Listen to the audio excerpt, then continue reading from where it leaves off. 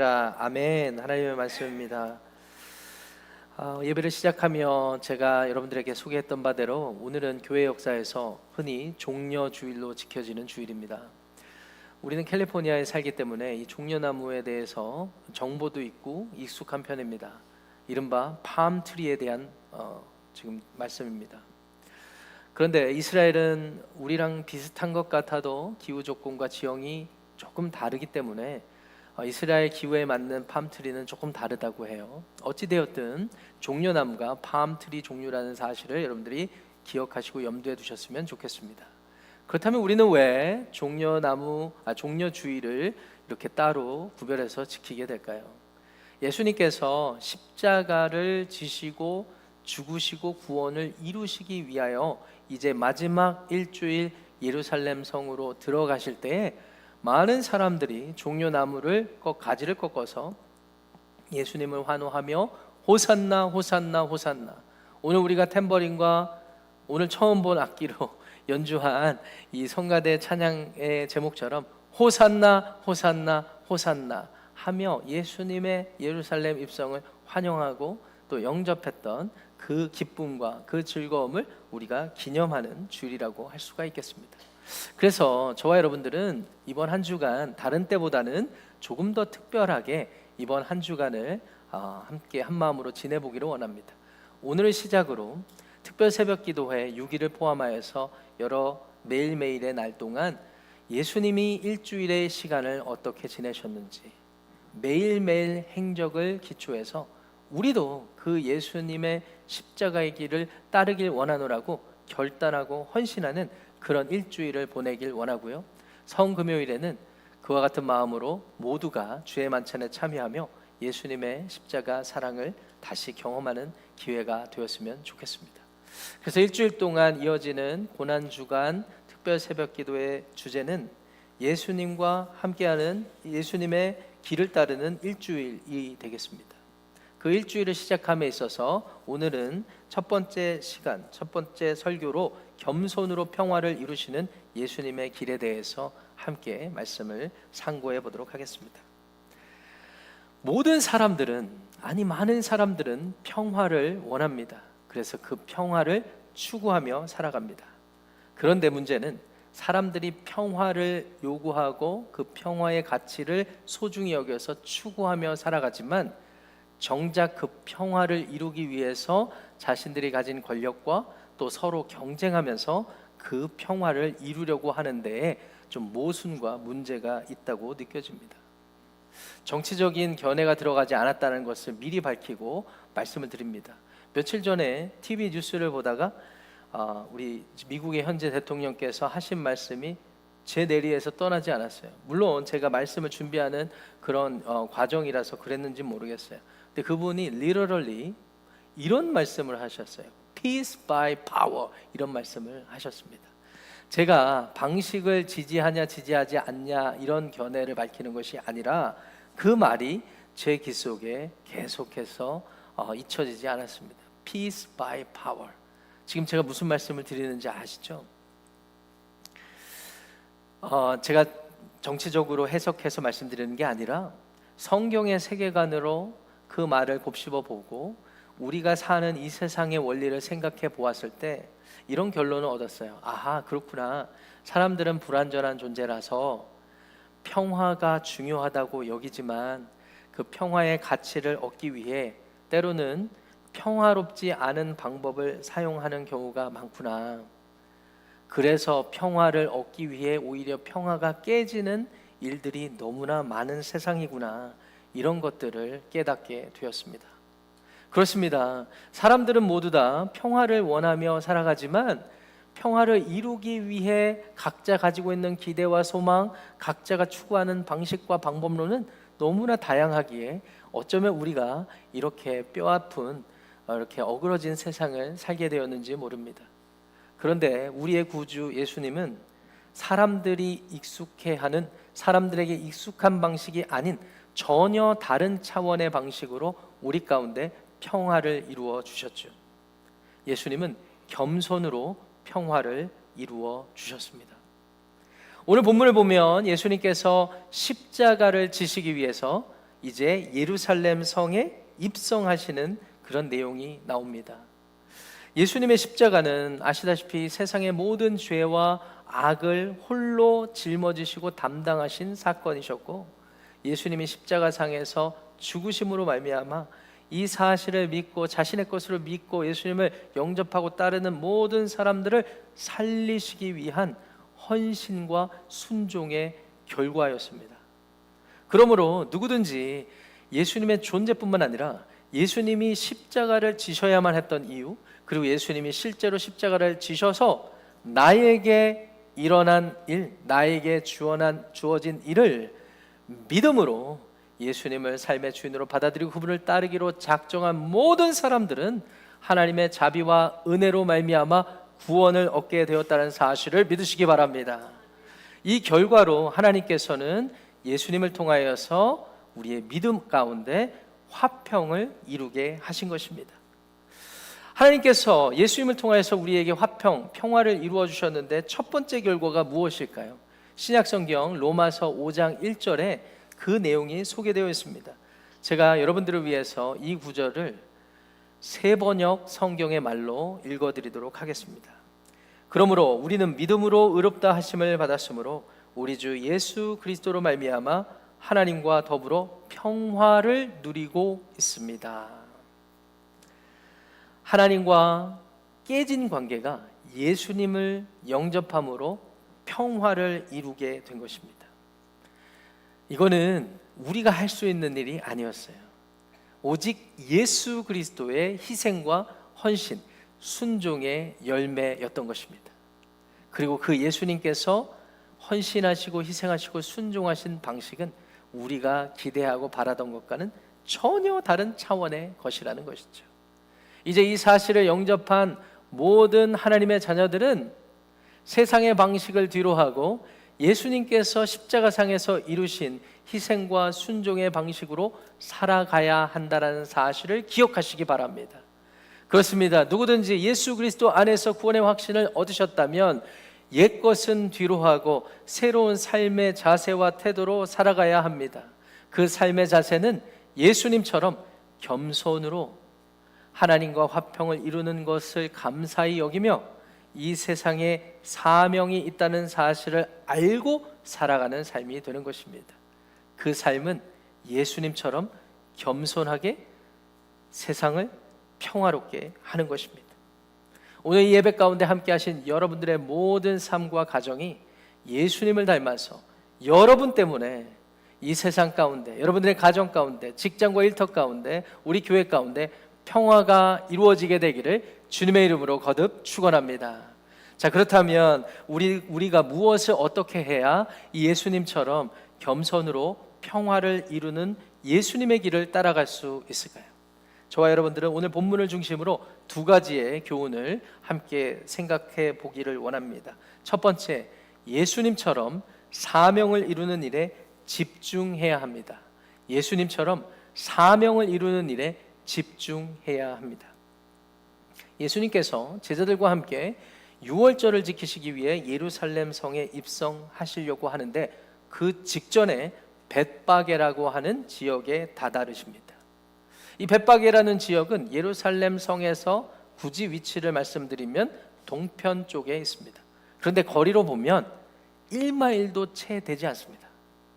그러니까 걸어서 가면 수십 분 안에 입성하실 수 있는 거리예요.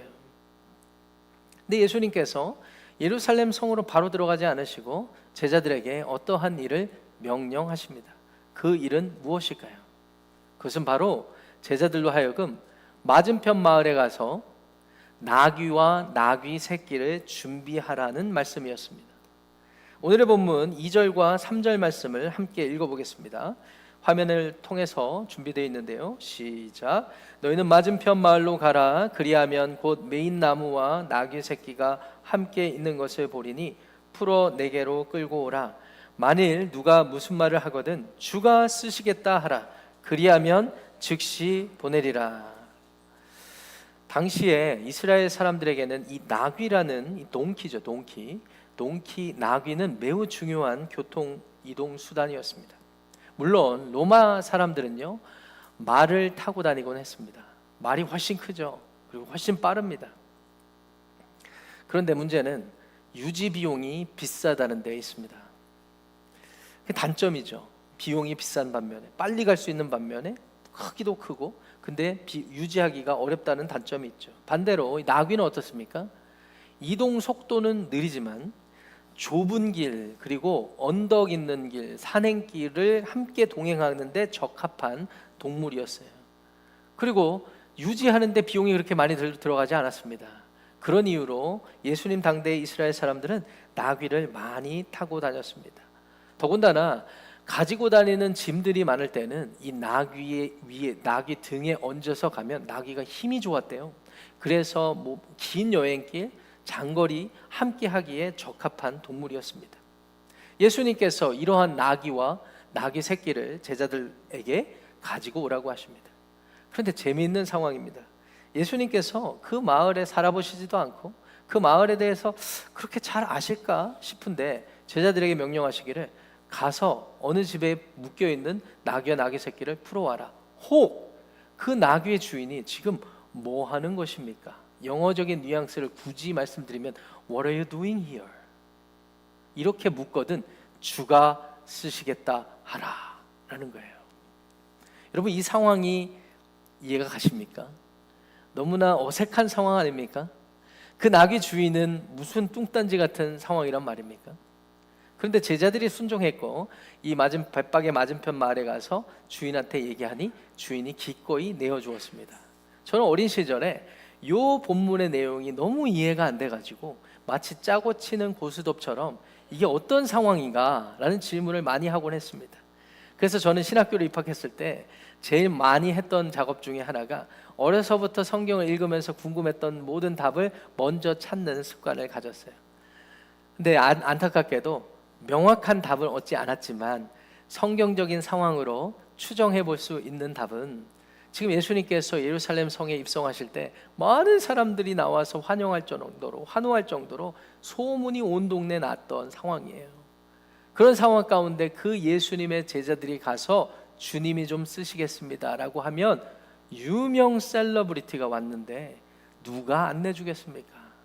간단히 가서 일주일 사용하십시오, 이렇게 하지 않았을까라고 생각하는 것이 저의 신앙생활의 가장 합리적이었습니다. 어찌되었든 예수님은 제자들에게 명령을 하셨고 제자들은 나귀와 나귀 새끼를 끌어왔습니다. 이제 예수님이 그 나귀 새끼를 타고 예루살렘 성으로 입성하시게 되는 것이죠. 그런데 우리가 흥미로운 사건을 살피지만 중요한 질문을 던져야 하는 것이죠.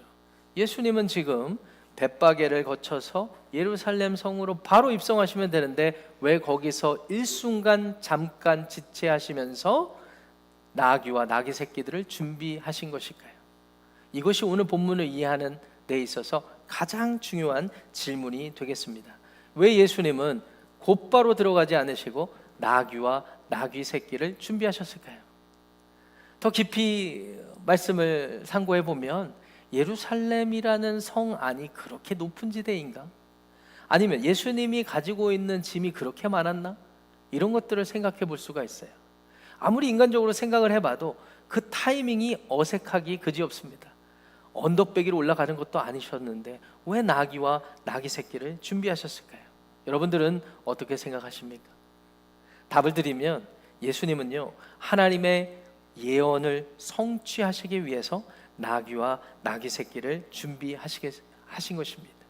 구원을 베푸시겠다고 하셨던 하나님의 오래전부터 이어졌던 예언을 성취하시기 위해 예루살렘 성으로 입성하시기 전에 예수님은 나귀와 나귀 새끼를 준비하신 것입니다. 오늘 이 같은 사실을 이해하기 위해 구약성경 스가랴서 말씀을 살펴보아야 할 필요가 있습니다. 스가랴서 9장 9절부터 10절까지의 말씀 화면으로 준비되어 있는데요, 우리 한 목소리로 합독해 보겠습니다. 시작. 시온에 따라 크게 기뻐할지어다. 예루살렘에 따라 즐거이 부를지어다.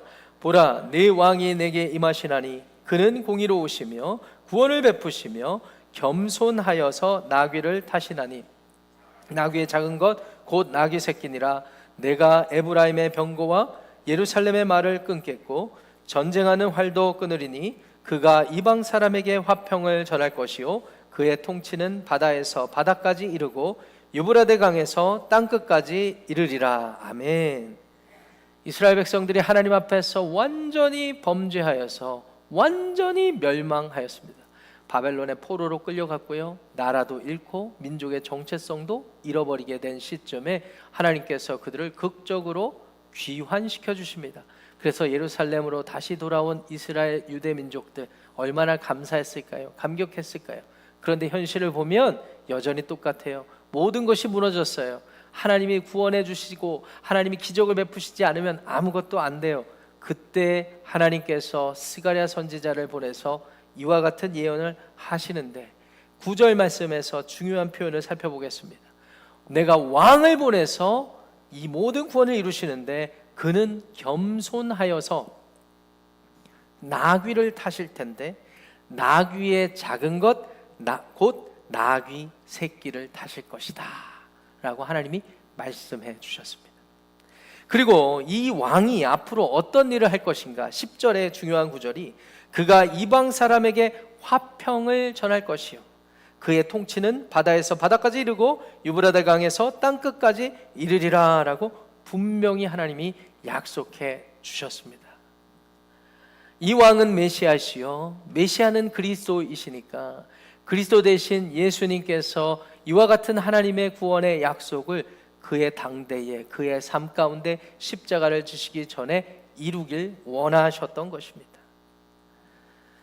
예수님은요 당대에 누가 보더라도 로마의 제국을 뒤집어 엎고 사람들을 자유롭게 해주고 배부르게 해주고 부자가 되게 해주고 건강하게 해주고 영원히 살게 해주실 만한 능력을 갖추신 분이셨습니다. 그분은 하나님이셨기 때문입니다.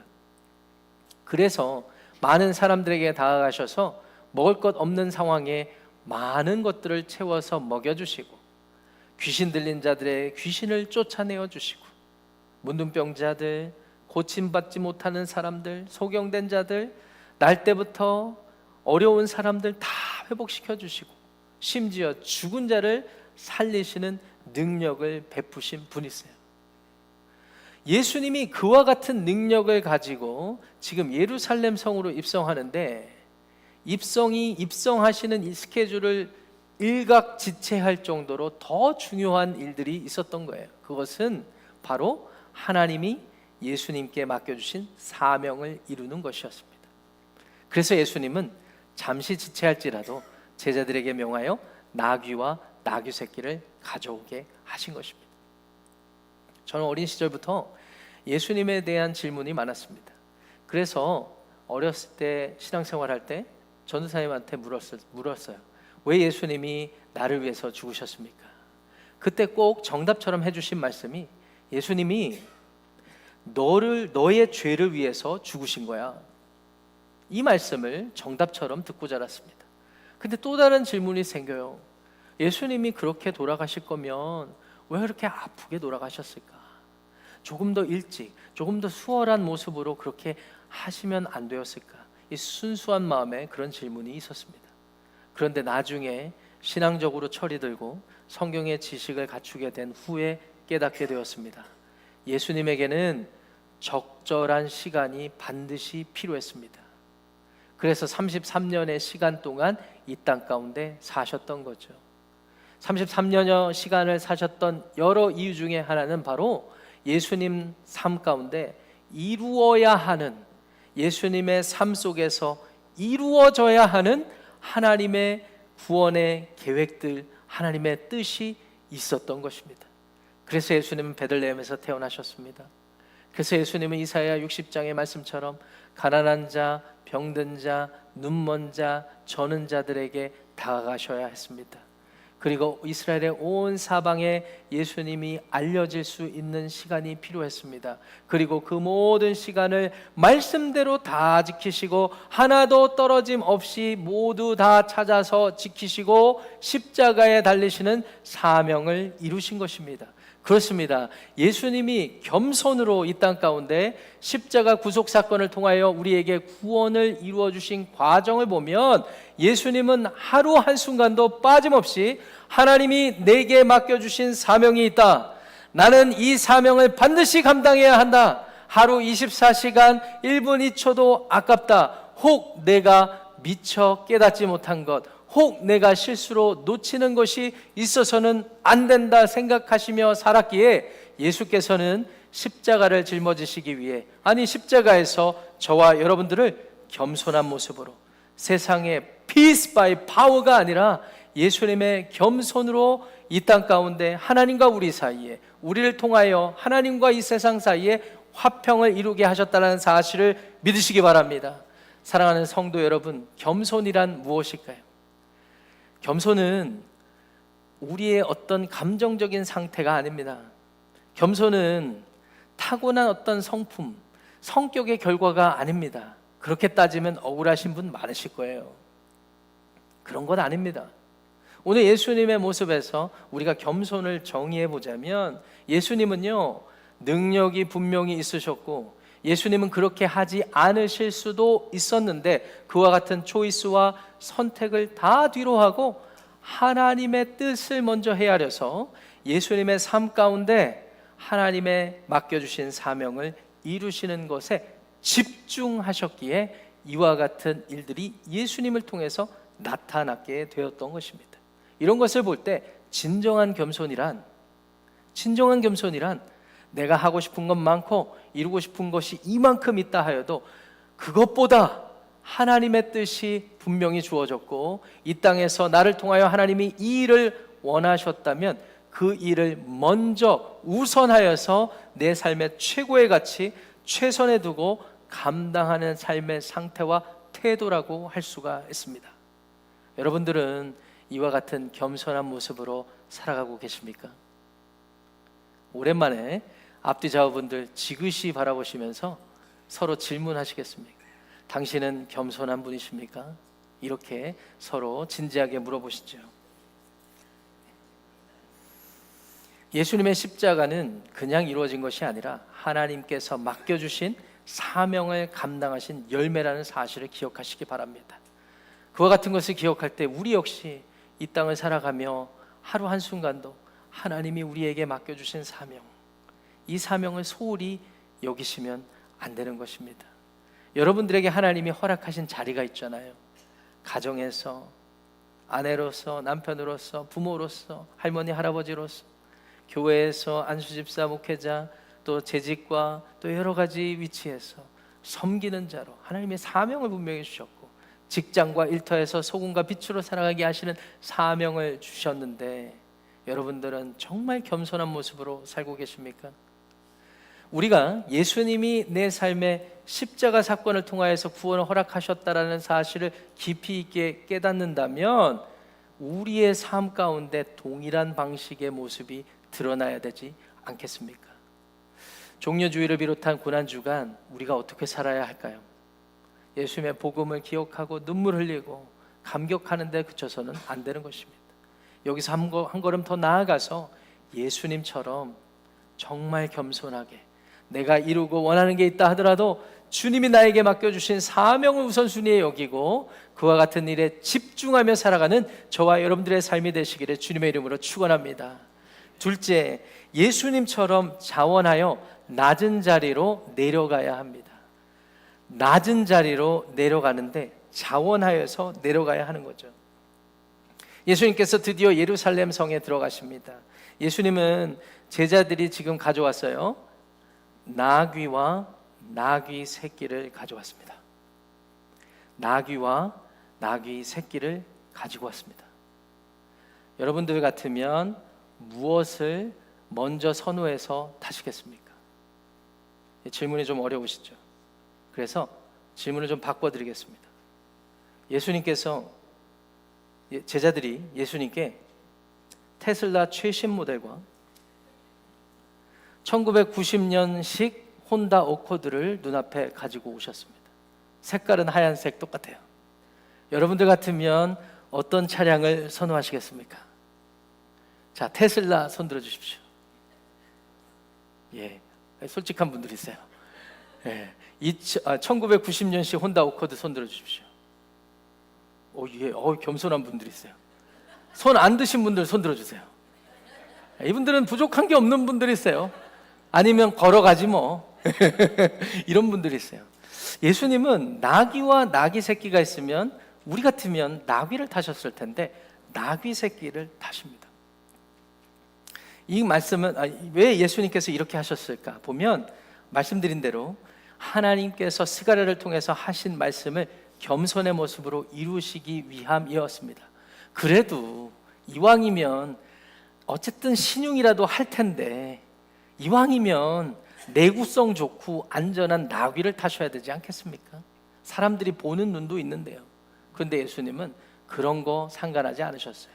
오히려 더 낮추고 더 자원해서 겸손의 모습으로 나귀 새끼를 타셨습니다.